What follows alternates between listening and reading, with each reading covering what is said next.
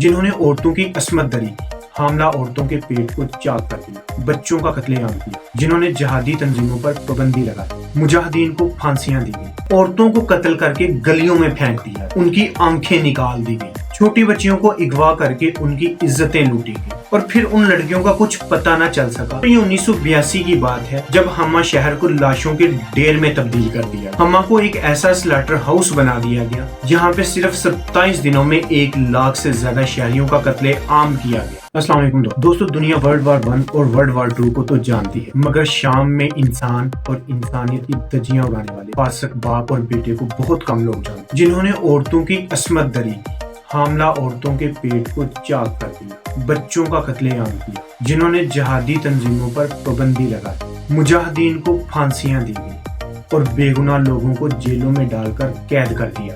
آخر کون ہے یہ فاسق باپ اور اس کا بیٹا؟ یہ حافظ الاسد اور اس کا بیٹا بشار الاسد ہے، جنہوں نے شام کی عوام پر ظلم کے پہاڑ ڈال دیے۔ دوستو، اگر اس باپ اور بیٹے کو انسانی تاریخ کا ظالم ترین حکمران کہا جائے تو یہ غلط نہیں ہوگا۔ دوستو، حافظ الاسد شام کا ایک فوجی افسر تھا جس نے اپنی طاقت کا غلط استعمال کر کے وہاں اپنی حکومت بنائی، اور حافظ الاسد وہاں کے 18ویں صدر منتخب ہوئے، اور وہاں سے شام کی تاریخ کا سیاہ باب شروع ہوتا ہے۔ دوستو، 1971 سے لے کے سن 2000 تک شام کے اندر حافظ ابو اسد کی حکومت رہی، وہ وہاں کے صدر رہے، اور اپنے دور حکومت میں انہوں نے شام کی عوام پر بہت ظلم کیا۔ دوستو، سن 2000 میں حافظ الاسد کی وفات کے بعد اس کے بیٹے بشار الاسد نے وہاں پر حکومت بنائی، اور جو اب 2024 تک وہاں کا صدر ہے، اس نے بھی اپنے باپ کو فالو کرتے ہوئے وہاں پہ ظلم، زیادتی، ناانصافی اور قتل و غارت کا ماحول بنایا۔ وہاں کے بے گناہ لوگوں کو اس نے بھی جیلوں میں قید کر دیا۔ دوستو، بشار الاسد نے شامیوں پر ظلم میں اپنے باپ کو بھی پیچھے چھوڑ دیا۔ دوستو، سن 1982 میں ہما میں اپنے ہی لوگوں کے خلاف جب حافظ الاسد کی فوج نے وہاں پر قتل عام شروع کیا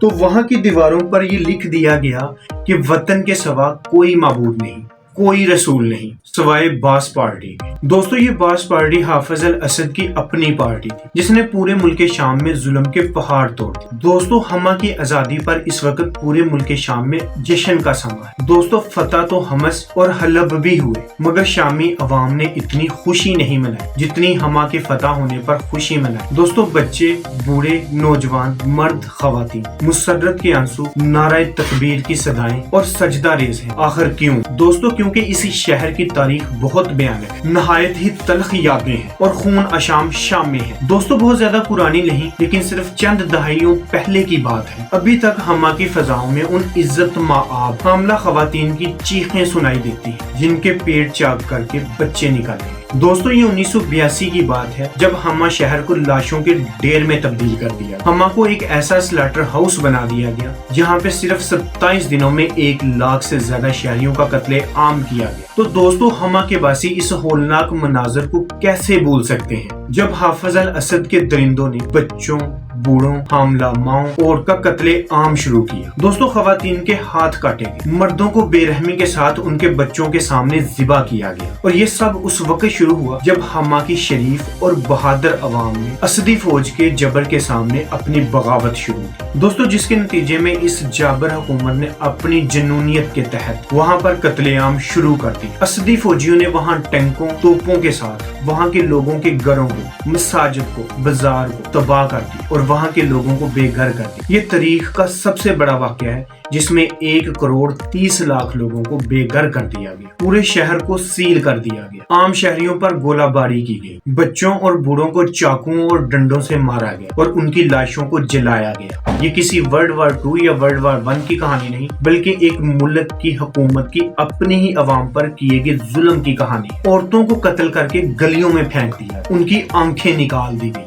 چھوٹی بچیوں کو اغوا کر کے ان کی عزتیں لوٹی گئی، اور پھر ان لڑکیوں کا کچھ پتہ نہ چل سکا کہ ان کو کہاں غائب کر دیا گیا۔ دوستو، خواتین کو سڑکوں پر برہنہ کر کے ان کا ریپ کیا گیا، یہاں تک کہ اجتماعی ریپ کے لیے مساجد کا انتخاب کیا۔ دوستو، سن 2000 کے بعد بشار الاسد یعنی حافظ الاسد کے بیٹے کا دور شروع ہوتا ہے۔ دوستو، اس نے تقریباً 5 لاکھ شامیوں کا قتل عام کیا جس میں 40,000 سے زائد بچے شامل ہیں۔ اس نے تقریباً 1 لاکھ شامیوں کو قید کیا جس میں 10,000 سے زائد عورتیں شامل ہیں۔ اس نے 1,30,00,000 لوگوں کو بے گھر کر دیا اور اپنے ہی ملک کا حصہ रूस और ईरान को बेच दिया। दोस्तों 3 दिसंबर 2024 को होने वाले हमले के नतीजे में जब मुजाहिदीन ने वहां की जेलों में कैदियों को आजाद किया तो वो हैरत से पूछ रहे थे कि सद्दाम हुसैन ने हाफिज अल असद को कत्ल कर दिया। मतलब वो इतनी देर से पूरी दुनिया से बेखबर थे कि उनको पता ही नहीं था कि हाफिज अल असद 2000 का मर चुका है और सद्दाम हुसैन को फांसी दे दी गई। दोस्तों मुजाहिदीन ने हमा को फतह कर लिया। वहाँ के लोग हाफिज अल असद के मुजस्समों को